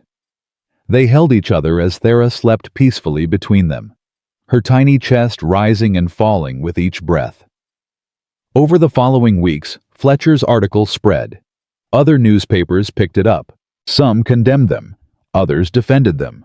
But people were talking about difference, about fear, about whether love could bridge impossible divides. Letters began arriving at the Apache camp forwarded through Sarah. Some were hateful, threatening violence, but others were different. "We're like you," one letter read. "Different in ways that make people afraid. But you give us courage. Thank you." "I showed your story to my daughter," another wrote. "She's been hiding who she loves because she's afraid. Now she sees it's possible to be brave." "You're changing the world," a third letter said simply. "One heart at a time." Thomas read these letters to Aara every evening, and he saw something shift in her expression. The constant fear that had haunted her since Thera's birth began to ease. Not completely, she was still cautious, still protective, but she started to believe that maybe, just maybe, they had a future. Thera grew rapidly as Nady had predicted. By 3 months, she was the size of a 6-month-old human baby. By 6 months, she was walking sturdy, curious, fearless. She had Aara's green eyes and Thomas's smile. Her skin held that perfect blend of both parents' golden with hints of pink, and her laugh when it came sounded like music. "She's perfect," Aara would say over and over, holding their daughter close. "She's everything I dreamed of, and more." "She's going to change the world," Thomas agreed. "I can feel it."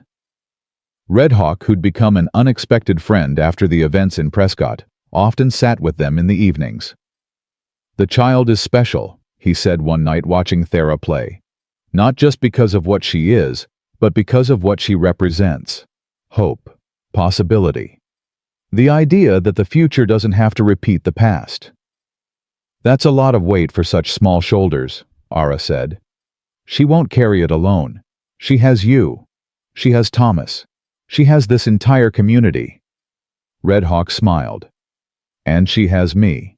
I'll teach her to fight, to defend herself, to be strong.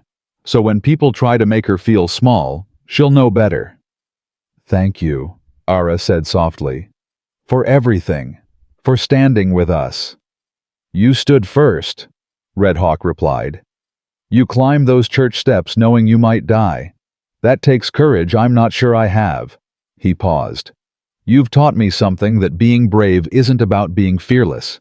It's about being terrified and doing the right thing anyway." As the seasons turned, Thomas realized something profound. He was happy. Truly, deeply happy, in a way he'd never imagined possible. He had a family, a home, a purpose. He'd found belonging in the most unexpected place with the most impossible person creating the most extraordinary life.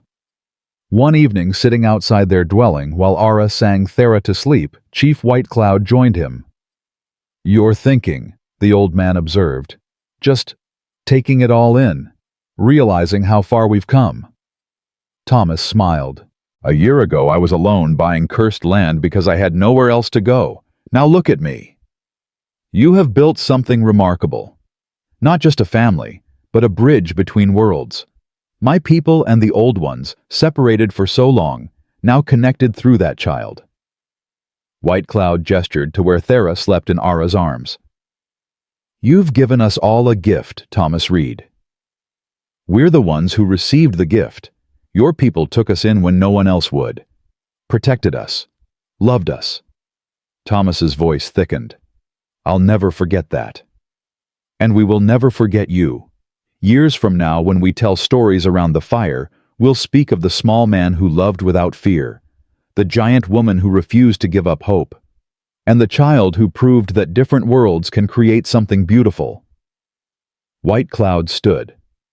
"That's a legacy worth having." After he left, Aara emerged from the dwelling and sat beside Thomas. "She's asleep," Aara said. "Finally. She fought it for an hour, but sleep won."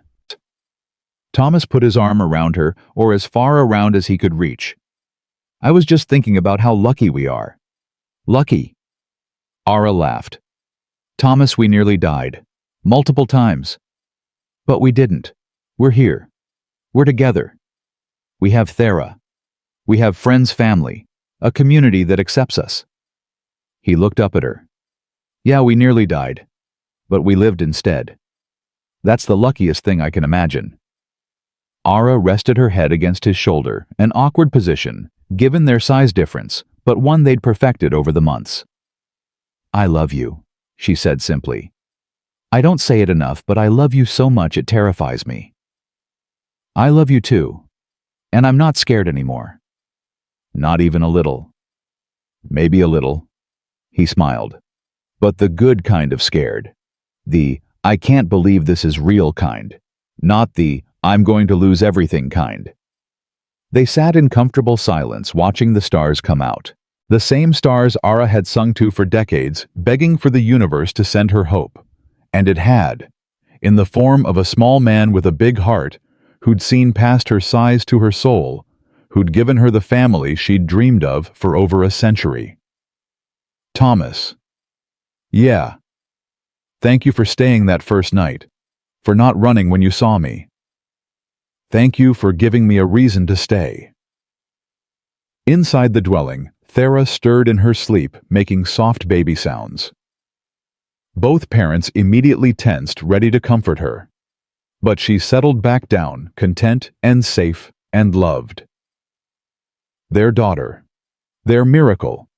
Their proof that impossible things could happen when two lonely souls refused to give up. The future stretched ahead, uncertain, challenging, but filled with possibility.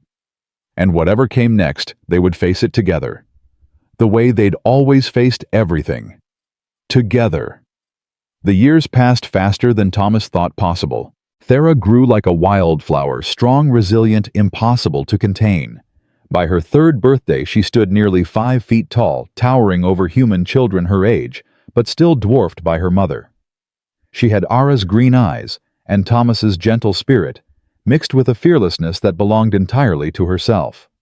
"Mama, watch," Thera called one afternoon, climbing a tree with the ease of someone twice her age. "I can reach the top. Be careful." Aara's voice held the perpetual worry of any mother watching her child take risks. "Let her climb," Thomas said, touching Aara's arm. "She needs to test herself. Find her limits.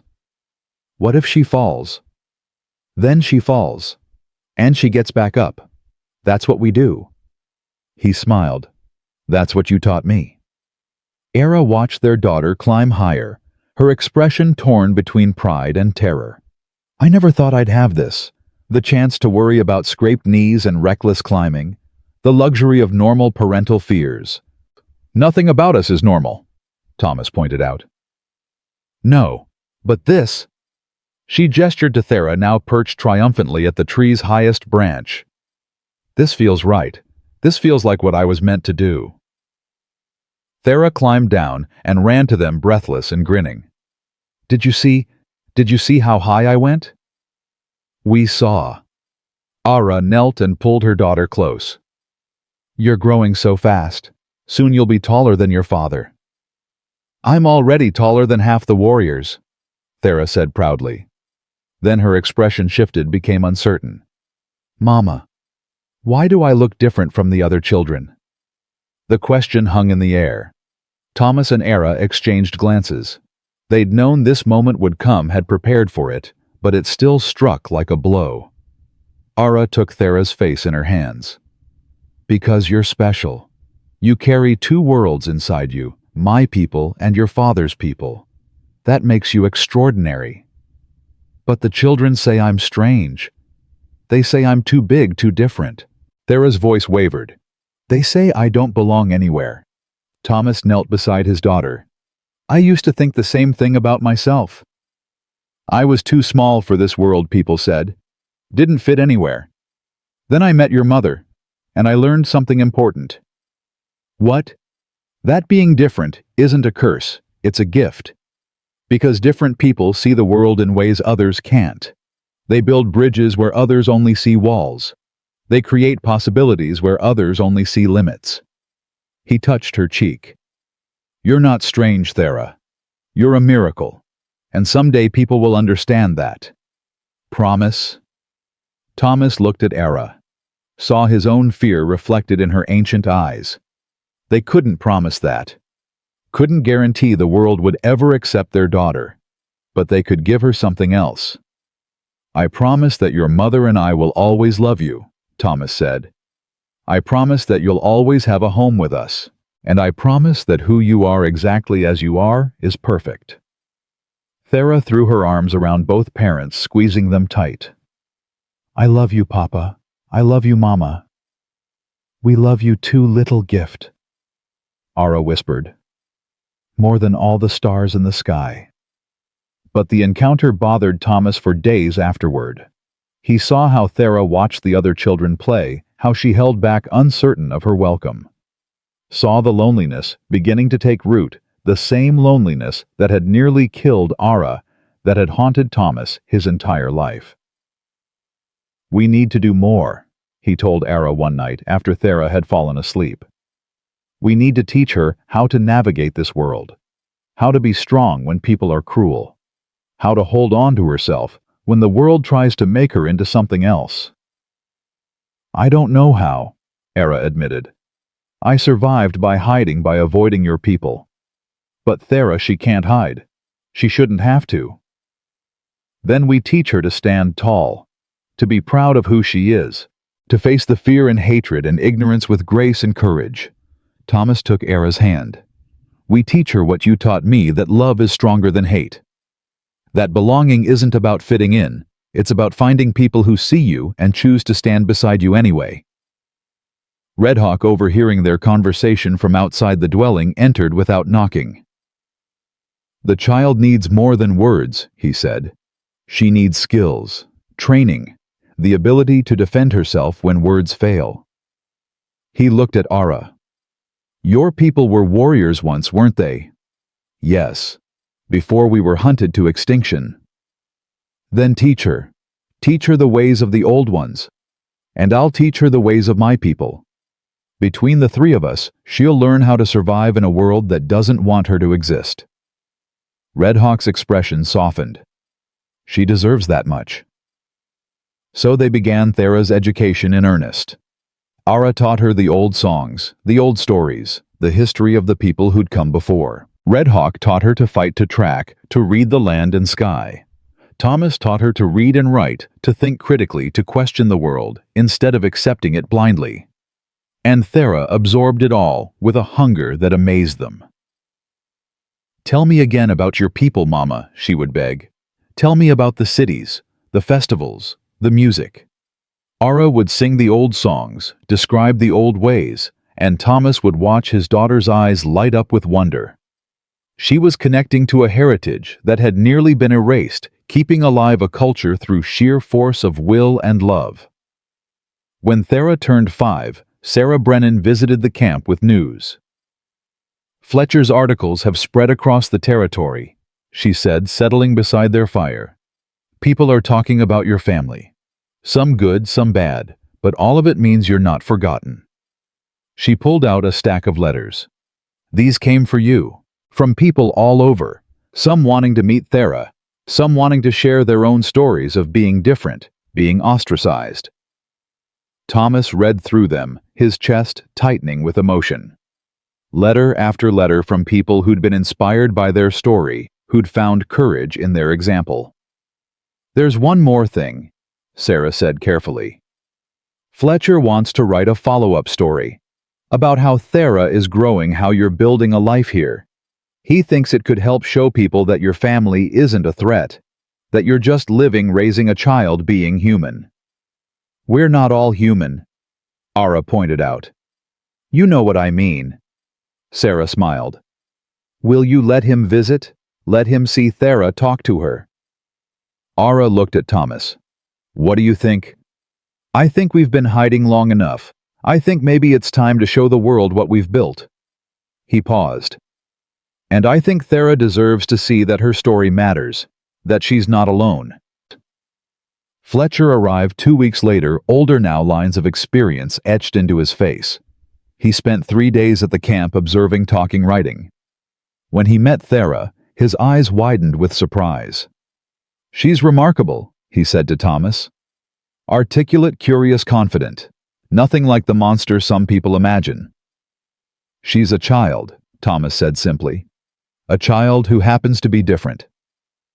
Fletcher's second article was even more powerful than the first. He described Thera's laugh, her questions, her dreams. Described Aara's fierce love and Thomas's quiet strength. Described the Apache community that had wrapped this impossible family in protection and acceptance. "This is what the future could look like," the article concluded. "Different peoples, different cultures, different worlds, all coming together to create something new, something beautiful. The question is, are we brave enough to embrace it?" The article sparked intense debate across the territory. Churches condemned it. Progressive thinkers praised it, and slowly, gradually, some minds began to change. More visitors came to the camp, some out of curiosity, some out of genuine interest, some looking for hope in their own complicated lives. Chief White Cloud carefully vetted each one, allowing only those who showed respect to meet the family. One visitor changed everything. She arrived on a spring morning when Thera was 6, a tall woman with kind eyes and weathered hands. She introduced herself as Margaret Chen, a teacher from San Francisco. "I read about your daughter," she told Aara and Thomas. "About how she's growing up here, learning from her mother and the Apache. It's wonderful, truly. But," she hesitated, "she needs more. She needs formal education. She needs to learn how to navigate the wider world. And I think I can help." "How?" Thomas asked suspiciously. "I run a school for children who don't fit anywhere else. Children of mixed heritage. Children with disabilities. Children whose families have been cast out. We teach them not just reading and arithmetic, but how to be proud of who they are. How to build futures in a world that tells them they have none."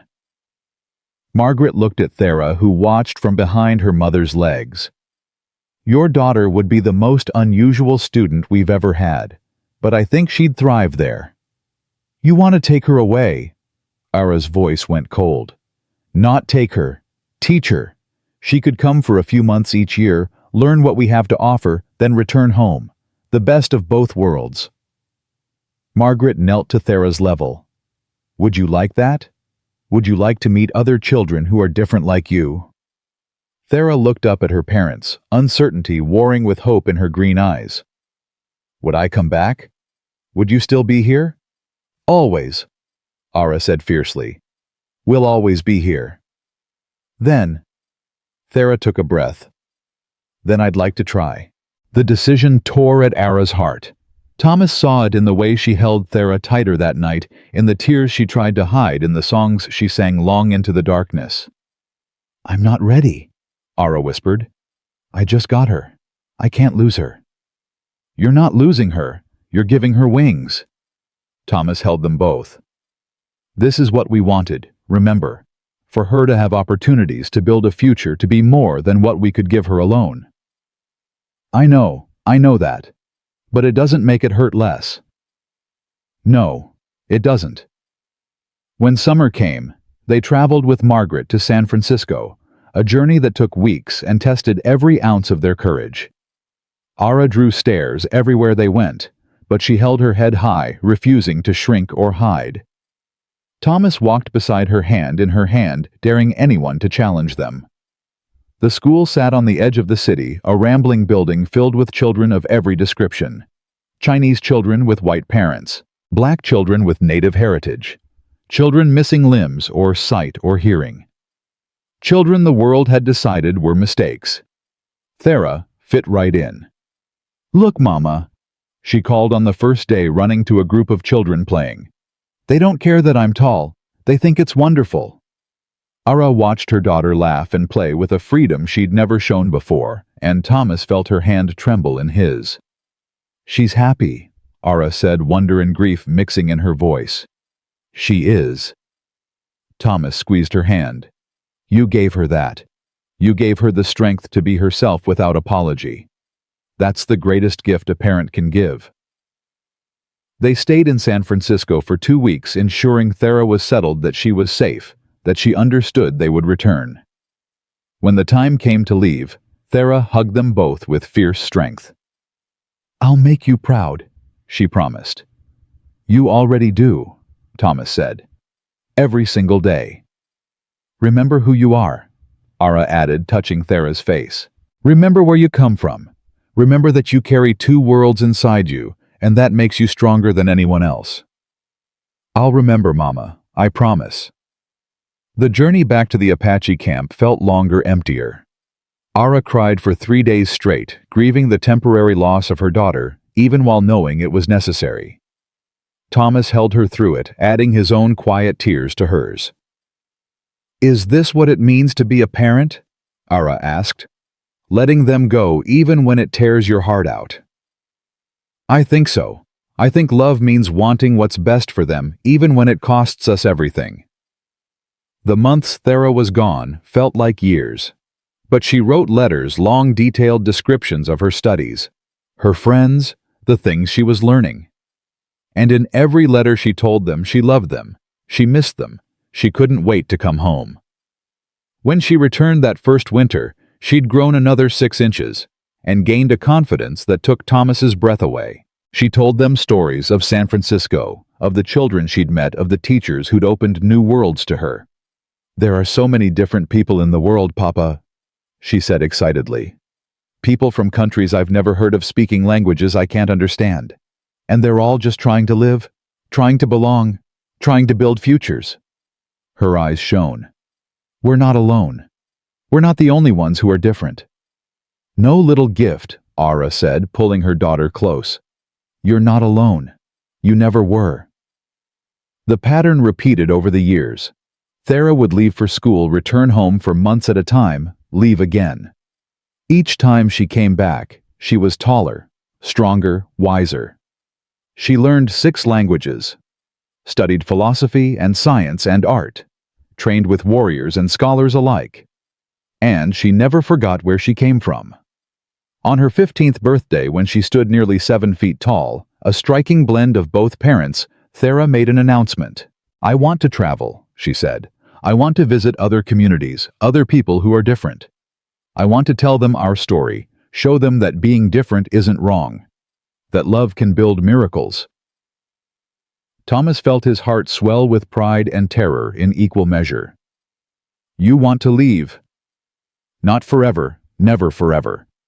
But I have something to offer the world, Papa. A story worth sharing. A bridge worth building." She looked between her parents. "You gave me life.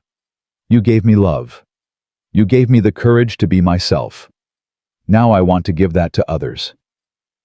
Aara's eyes filled with tears. "You're so much braver than I ever was." "I learned from the best." Thera hugged her mother. I learned from a woman who survived 165 years alone, who refused to give up hope, who chose love over fear. How could I be anything but brave? They let her go, not easily, never easily, but with the knowledge that they'd raised her well, that she carried their love like armor, their lessons like weapons, their story like a torch to light the way. Aara traveled for years visiting communities across the West. She spoke in town halls and churches, on street corners, and in parlors. She told the story of a small man and a giant woman who'd defied every expectation, who'd created an impossible family, who'd proven that love was stronger than hate. And people listened. Letters arrived regularly from Aara, from people she'd met, from communities she'd touched. Thomas and Aara read each one aloud, by the fire, marveling at the impact their daughter was having. "She's changing the world," Thomas said one evening, his voice thick with emotion. "Just like we knew she would." "She's building the future we dreamed of," Aara agreed. "A future where being different is celebrated, not feared, where love matters more than conformity." The years continued their relentless march. Thomas's hair turned gray, then white. His body grew weaker, his steps slower. The bullet wound in his shoulder ached on cold mornings, a reminder of the day he'd chosen love over survival. Aara watched him age with a mixture of tenderness and grief. She remained unchanged, ageless, eternal, a woman out of time. But her eyes held the weight of knowing that someday she would lose him. "I'm not afraid of dying," Thomas told her one evening when he was 53 and feeling every year of it.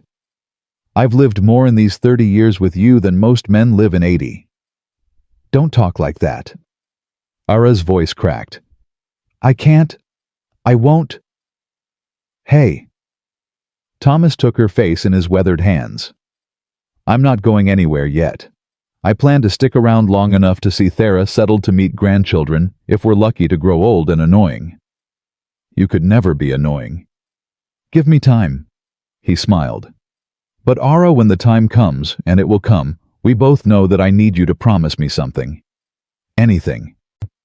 Don't do what you did before. Don't let loneliness kill you. You have Aara. You have this community. You have a life worth living." He pressed his forehead to hers. "You'll grieve, you'll hurt, but you'll survive. Promise me." "I can't promise that." "You can. You will. Because I'll need to know you're okay before I can rest." His voice gentled. "Please, Aara. Promise me you'll keep living, keep loving, keep being the extraordinary woman who saved me from a life of loneliness." "I promise." Aara whispered, tears streaming down her face. "I promise I'll try." Thomas lived another 12 years, long enough to see Aara return home at 27, with a husband of her own, a gentle giant of a man who stood 8 feet tall and looked at Aara like she'd hung the moon. Long enough to hold his granddaughter, a perfect blend of 3 worlds, and tell her stories of her grandmother's people. Long enough to know that his family's legacy would continue. He died in his sleep on a winter morning, Aara holding his hand, Aara singing the old songs nearby. His last words were simple. "Thank you. For everything. For giving me a life worth living." "Thank you for seeing me," Aara replied. "For staying when anyone else would have run. Best decision I ever made." Then his chest rose one final time and fell still. Aara wept as she'd never wept before. Great racking sobs that shook her massive frame.